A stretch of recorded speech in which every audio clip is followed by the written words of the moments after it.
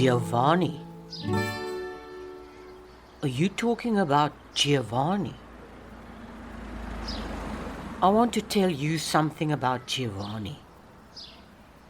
Do you remember that old man? He was standing here, the one with the big scar. Bernie. Now he had a suitcase with some of my clothes in, a pair of slacks of mine, my comb, my glasses. Now, of course, I'm lost without my glasses. Anyway, he had all his things in the suitcase, all his shaving gear and all that jazz. Now, apparently there were 3 of them. Giovanni, Bernie, and somebody else, I don't know who. And they went and slept at that house there by the Catholic church on the veranda. And Bernie said that this other bloke and him went to organise a dop. And Giovanni was sleeping there on the veranda. He was kipping. And when they got back, Giovanni was gone, with a suitcase and everything. So what happened to him, I don't know. But he's got our little suitcase. And not my suitcase, but Bernie's suitcase, with some of my clothes in and all Bernie's... Now Bernie can't take the outers. He's not used to it. He can't take it. I can't take it either. I mean, I'm not used to it, you know. But he can't. But I believe he's gone to see some minister or something, because I haven't seen him for at least... And nobody's seen Giovanni. Whether he's on the inside, you know what I mean. But nobody knows. Nobody's seen him. But I want to find him because I want my glasses. Oh, I don't need the suitcase. I couldn't give a damn about the suitcase, but I want my glasses.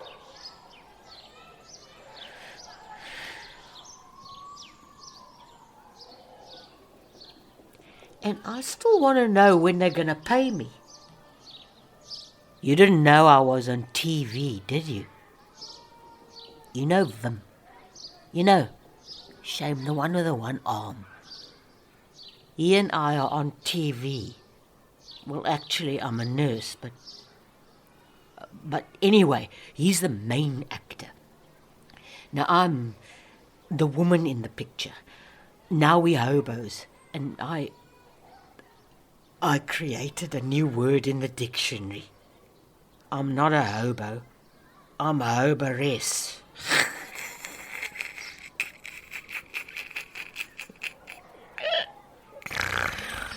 So they take a photo of us here in the park. Then first of all, we've got a bottle of flummocky in front of us, see. Now the cameras are all up. My son sees this. Oh my God, I'm going to die. I'll really die. Actually, I think I'll run away to Durban. But now the parkie wants to take the flummocky away, and then the director of the TV puts a bottle of brandy. Not a bottle, a half jack of brandy. So we're all sitting there, and he takes us, not drinking it, but the half jack of brandy is there. Now, they take Wim and I to a restaurant in Randburg. It's a beautiful restaurant. It's all laid out. So they say to me, this was that holiday. What holiday was it? No, Easter Monday or something. So they say to me, why do you drink flum? So I say, I think this is the only word I said in the whole thing. I said, I drink flum because it's the cheapest. Because it's a holiday. So in other words,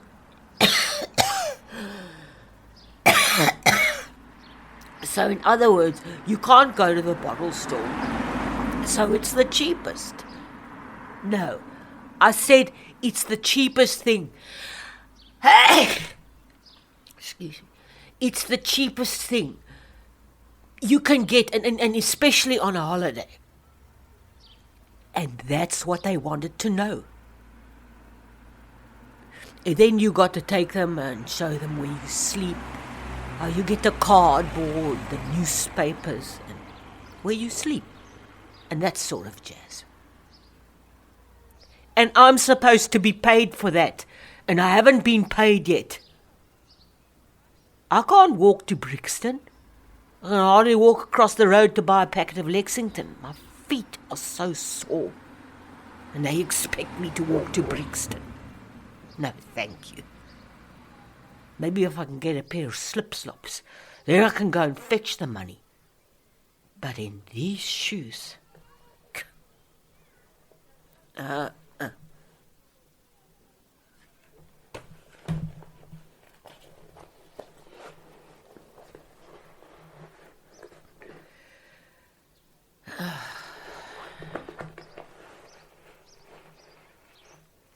Not a cent. Now, where's my comb?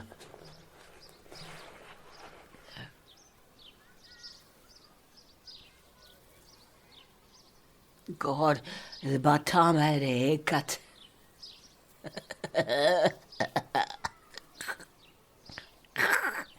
I'm taking out all my grey hairs, eh? You think I'll find a boyfriend if I get rid of my grey hairs? That'll be the day. Anyway, let me go and buy a packet of smokes. Where did I put that money? Where's my glasses? I like an elastic band. I could tie my hair back from my face. I know it doesn't look very nice, but... let me go and buy those smokes. Take a ribbon from your hair, shake it loose and let it fall. For tonight... No, that's not it. Take a ribbon from your hair. Let the devil take tomorrow, but tonight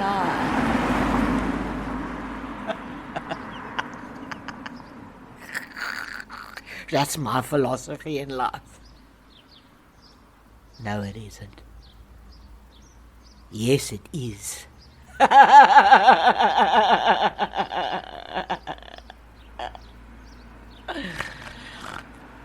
Now let me quickly go and buy a packet of Lexington. But my bloody feet are so sore. Truth God. I'll walk without no bloody shoes. Now I'm going to take my bloody shoes off. I'll go in my feet. I don't care what people say, but I'm going without shoes. Anybody want to buy a pair of shoes? I sell them cheap. I'll walk bare feet. I want a pair of sandals or slip-slops. But where? I've only got a cent on me. But that's what I want. Where am I going to get it? I'll go bite for it. What? Go ask for a rand, all right. It's all right for 10 cents here, 10 cents there. How long do you think it's going to take me to buy a pair of slip-slops? But this is the thing that really kills me. It's true as God. I'll walk. I don't care. I'll walk without shoes. I'll carry them in my hands. They say to me, why don't you put your shoes on? I'll say, put your shoes on your feet, put your shoes on your feet.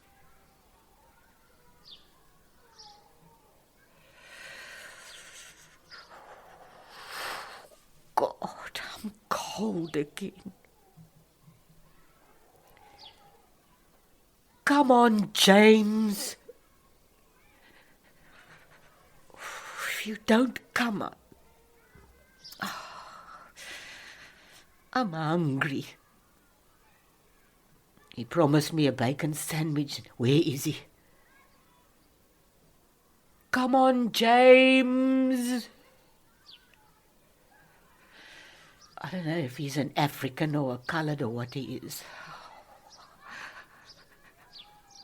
So cold. Oh, Mother Percy. What is it? Don't cry.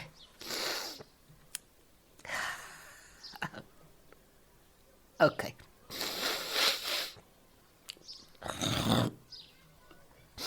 Okay. And I want to know where's Bernie. He's still got my glasses. I must get my glasses back.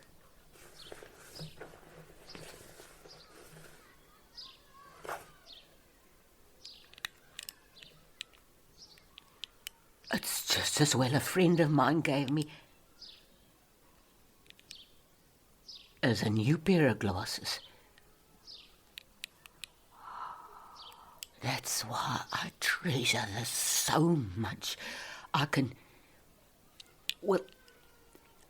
see there. No, I can't see there, but I can still read. I can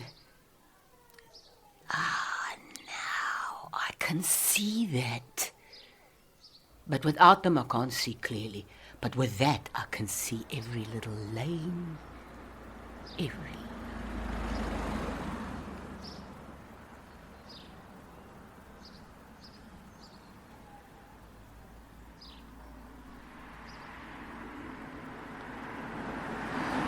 Look, I'm not going to put these shoes on now. Truth God, I'll walk around bare feet. I'll walk bloody bare feet. I don't care what people say. Come on, sun. Shine. I'm not going home. I'll somewhere sleep here on the grass. You know, the thing I hate is to sleep on the grass. I don't like sleeping on the grass. It's all right for you to sit and talk, you know. It's all right for a man to pass out on the grass. But for a woman, no, I don't think it's right. Especially a woman on her own. With a man with her, okay. But a woman on her own, no, I don't think it's right. Come on, James, man.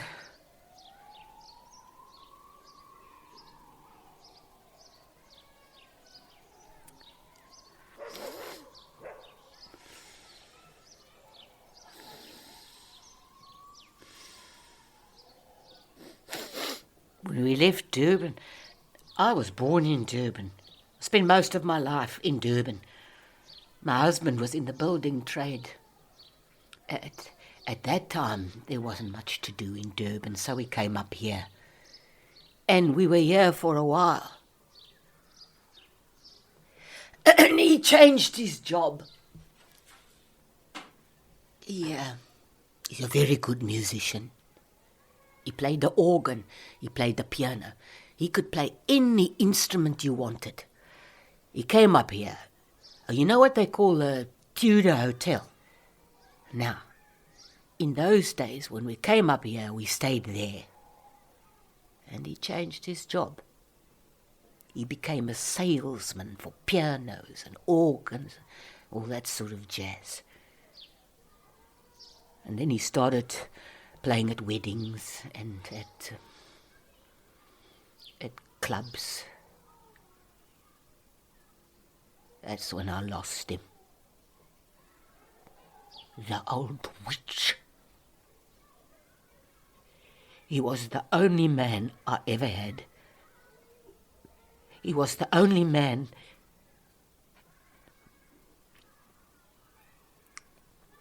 Now, He phoned my son at New Year's. That is before I went on the outers. He said to me, Ma, Dad phoned. He wants to know where you are. So I said to him, you tell your dad to go to hell. Where he is and what he's doing, I'm not interested. I don't care. Because once I've been hurt, they don't get a chance of hurting me twice. You know what they say? Once bitten, twice shy. All my friends say to me, why don't you find a man for yourself? No. I want to go my own way. I want to drink. I want to cook. I don't want to cook. I don't cook. I don't want a man to say, you must do this, you must do that. They can go and get... I've had it for 32 years. I've had enough. Do this, do that, go there, go here. No, thank you. It's not for me. If I want to do something, I'll bloody well do it. Nobody's going to stop me. Because if you've got a man, they say, I'll be home for dinner at 6 o'clock. They come home at bloody 9 o'clock. To hell with that. Not anymore. When he was in the building trade, he knocked off work on a normal weekday at 4:30. Now, I cook on a little plate. Now, you know, on a hot plate, you can't keep a dinner warm. You haven't got an oven. Good. He knocks off work then at 4:30. Now, you think he can come home, have a couple of drinks together. You know what I mean? Bring a bottle of wine, have a couple of drinks together. By that time you can eat, eh? If you work it out to a certain time. But he never came. I can't. I won't. Take no man. Not again. As I say, once bitten, twice shy. Prepare a nice meal. Your husband comes home. You can have a couple of drinks together, 1 or 2 before you eat. You eat. You can have another 1 or 2 afterwards, or whatever the case might be. You get ready. You go to bed. You can have another 1 or 2, while you're in bed. You won't catch me again. Not me. He phones me. He phones my son. He says to my son, where can I find Ma? Even if he knew where to find Ma, he wouldn't get Ma. That's why I'm so...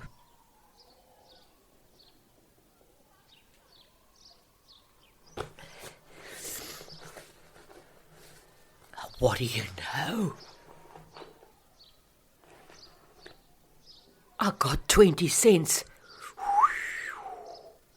That's something, eh? I'll find another 20 cents. No. Eh? Or is it the same one? No, it's the same. It's the same one. I just want to pin up my hair because it's getting on my bloody nerves. Of course, I mustn't forget my glasses.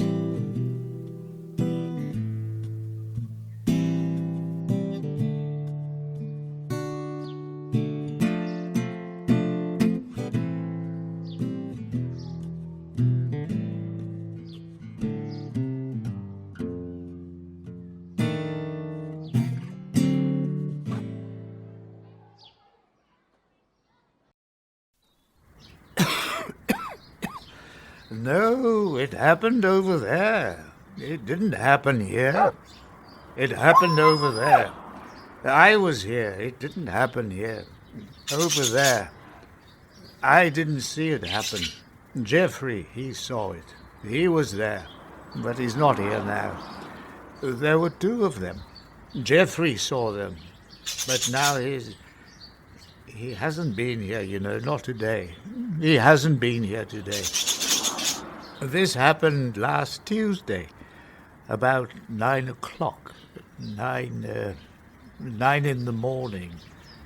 There were two of them, a black and a white. I don't know if the white was from here. He might have been from somewhere else, but he might have been from here. Anyway, the black was definitely from here. He was a local. So the two of them come walking down right next to that health shop. There was a police vehicle parked next to the robot. You know that health shop across the road from the clothing store that's celebrating their 76th anniversary? They're having a 30% sale.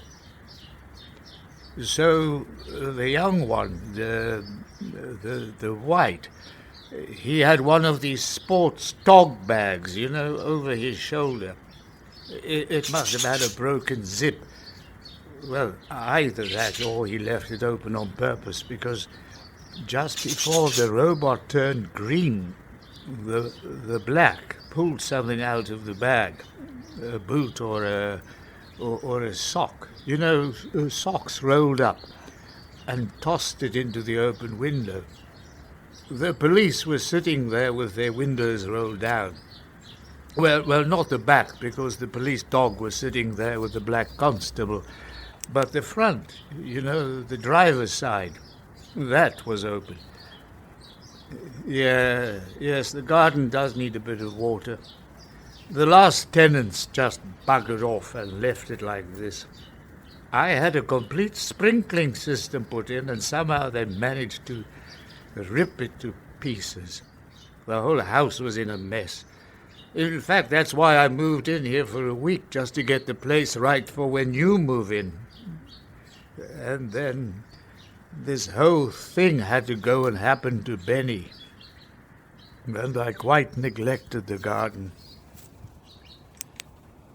Well, if it was a hand grenade, it must have been faulty, because there wasn't any explosion. But obviously the police sitting there thought it was, because the three of them leapt out immediately and opened fire. Opened fire on the two of them. They shot them, and a coloured coming out of the laundromat. The police dog was still sitting in the back, and then that's when all hell broke loose. No, that's kept in the Wendy house at the back. There's also a stepladder and a pair of hedge clippers if you need. But as I say, you can always talk to Colin about the stepladder or any problems with the plumbing. Just give him a shout. Everyone, the pedestrians, started diving for cover, and there was a bit of a car pileup, a Bucky and a Mazda, and I think it was a Citroen involved. One of these old Citroens. Cars were swerving and blowing their hooters, and a bus, a number 38 carrying 41 passengers, crashed through the window of the florist. Some of the people in the flats started hurling things down at the three policemen. Pots and pans and light fittings and a yellow potty, one of these children's potties. By this stage, more police had arrived, and an army vehicle, and they began firing back up at these people, standing there on their balconies. A black musician with 4 fingers on his left hand flung down a piece of bronze sculpture with a sharp edge from the 7th floor, decapitating a policeman shouting through a loud hailer.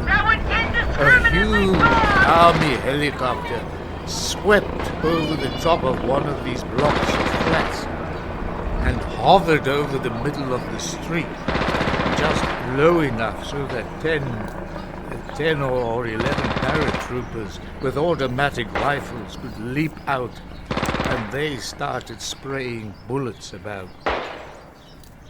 No, that will also be kept in the Wendy house, with a hose pipe. It's almost new, and an extra nozzle. You'll find there's an extra nozzle. That's when my nephew, Benny, my nephew, came out of Woolworths with a leg of lamb.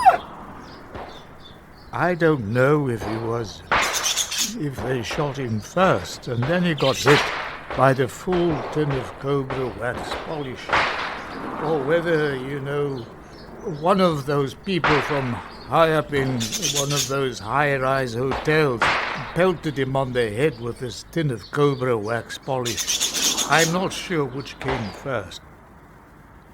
But anyhow, when they found him, he had a hole in his chest and a huge bump on his forehead, and the leg of lamb was gone. The whole thing must have lasted not much more than an hour and a half, and then everything was back to normal. Except, of course, for the dog. Apparently, the police must have forgotten about their dog, because quite a few people, a few survivors, saw this dog running down the alley with something in its mouth, either a sock or a leg of lamb or something. It stopped to urinate next to the ruins of that escort agency. You know, the one where the Minister of Manpower had his heart attack and then disappeared around the block. And that's how Benny passed away. Well, that's what we think. That's what Jeffrey told me. I can't understand why he hasn't been in today. He usually pops in before 10. As I said, I wasn't there. I was here. No, nothing ever happens here. Just a few people walking by. And you must remind me to give you the key to the security gate. You wait and see. When the garden's looking lovely again after the first rain, I used to love to just sit and watch the people walk by, enjoy the quiet. If I remember correctly, about the only thing I saw last Tuesday was a beggar walking by carrying a Woolworths packet. But in principle, I don't give to beggars because, you get a reputation. They tell their friends about you, and the next thing you know, everybody's knocking on your front door.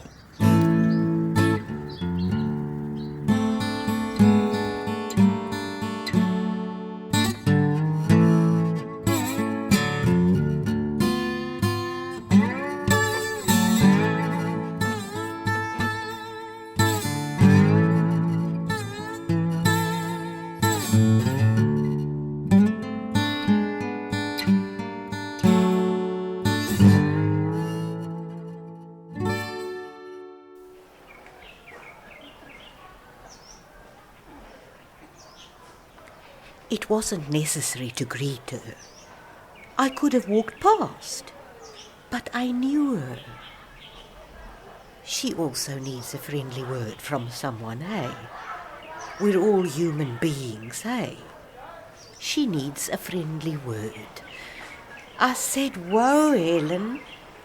She wants to know where her packet is with the yellow slacks.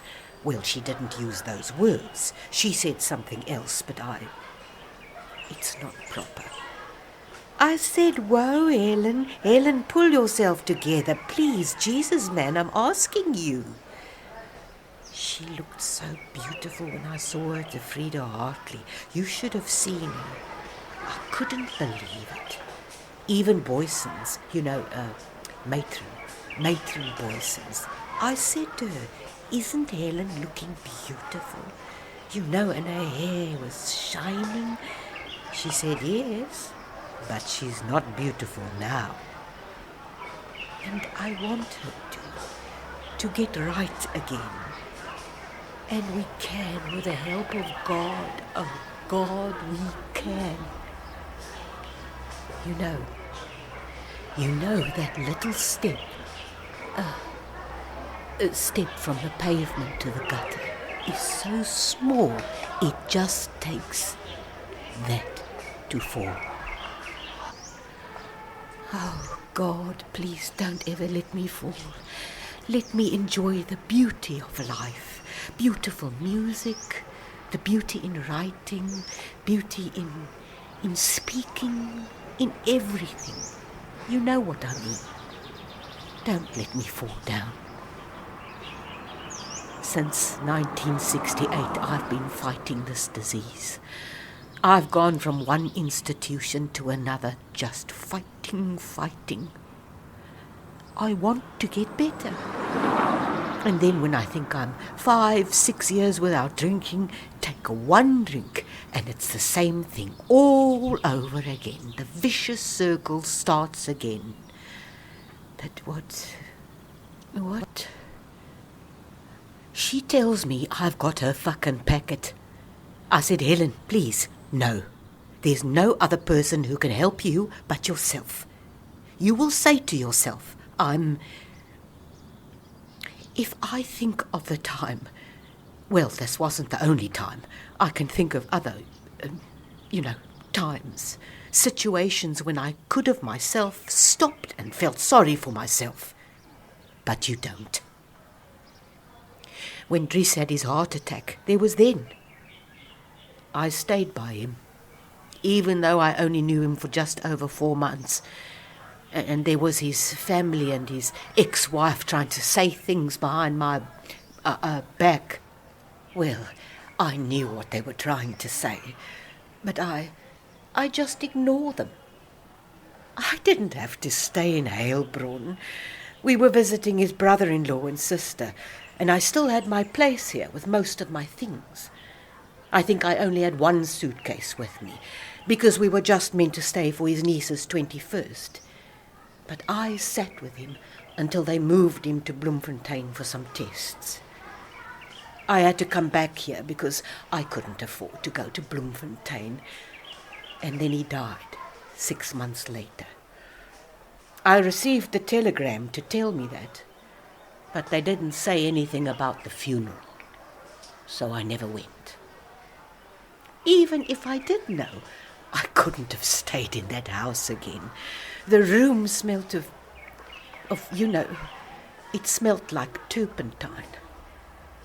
I always remember what places smell like, and if I don't like the smell, you won't find me going back there.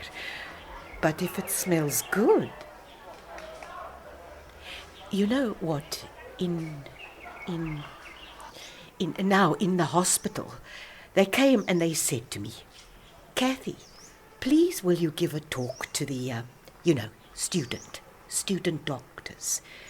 There were 12 of them, and I sat and I talked to them, and I told them how it started.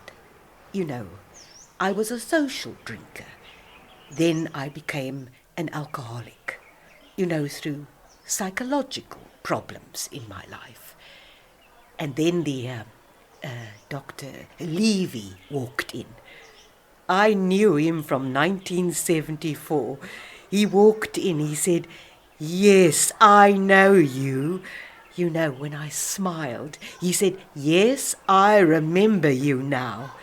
I said, "Yes, doctor, but you've grown much greyer now, and, in a nice way, He shook hands, and then he asked the students, "Now, what did, He couldn't remember my name. I knew his, but he couldn't remember mine. Dr. Levy said, "What did she tell you?" And then this one got up and said, "Now we understand more about alcoholism than we ever heard before." Now he speaks then in medical terms. I understand him too. What I say in 20 words, he says in 2 words, medical words. And then they took me for a second look. They can't give me therapy. Therapy they can't give me. I could tell them more about alcoholism than they ever knew because they hadn't experienced it.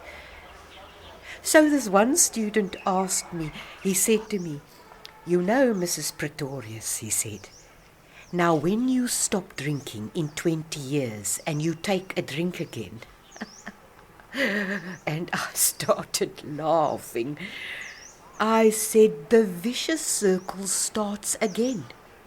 You have one drink and the craving starts, and you've got to have it. You've got to have it until you're so sick you can't eat." But thank God, I never gone and sat there in Joubert Park. I buy my bottle, I lock my room, and that is why I've still got my little bit of self-respect. But I can talk to people. You know, I'm not...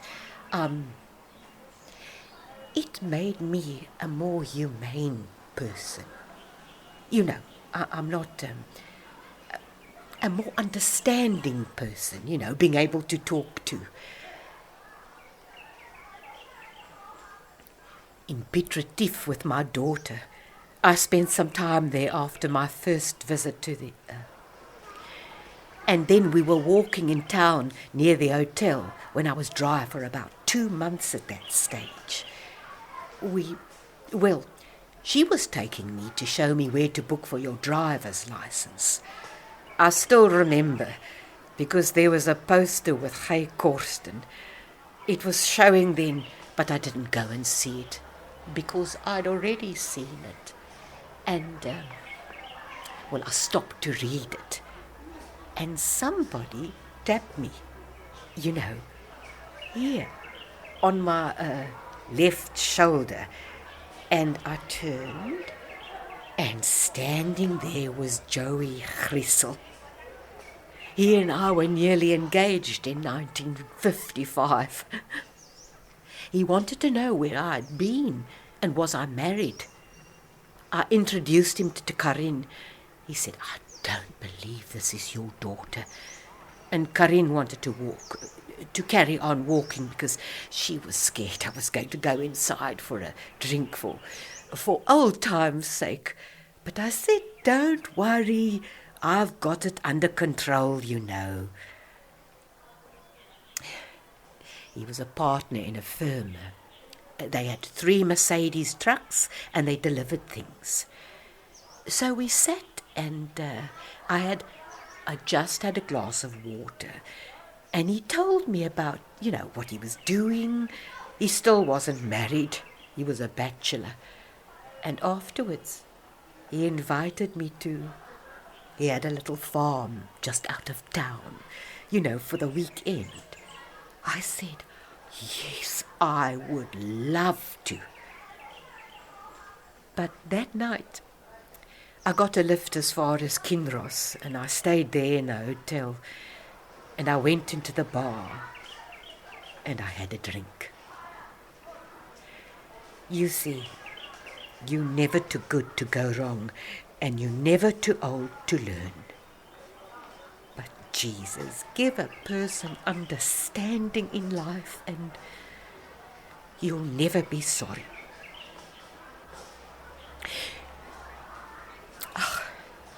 You know, I entertained Dr. Verwoerd, the late Dr. Verwoerd, late Dr. Eric Lowe, late Dr. Dietrichs.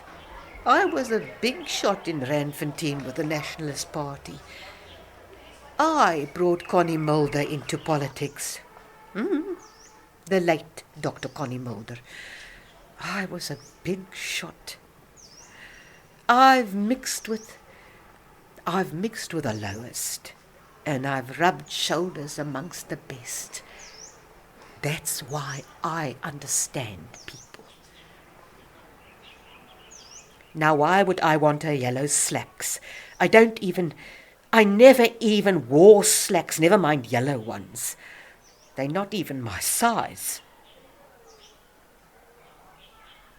I told you I'm a qualified bookkeeper, eh? I can earn mine. I can walk in.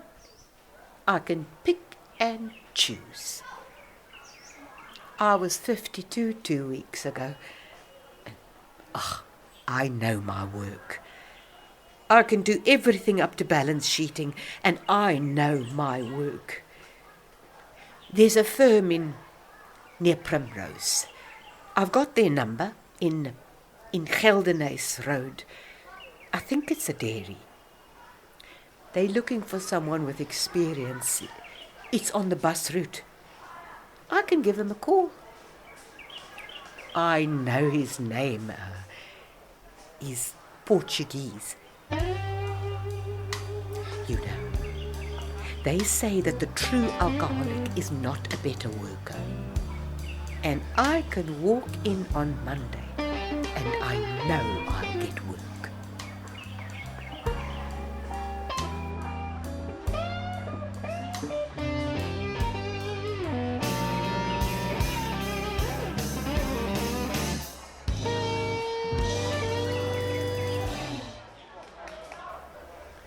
That was a Baxter Theatre radio presentation of Mrs. Rothchild, Mr. Fourie and Mrs. Pretorius, written by Nicky Rebelo, performed by Jennifer Steyn and Nicky Rebelo.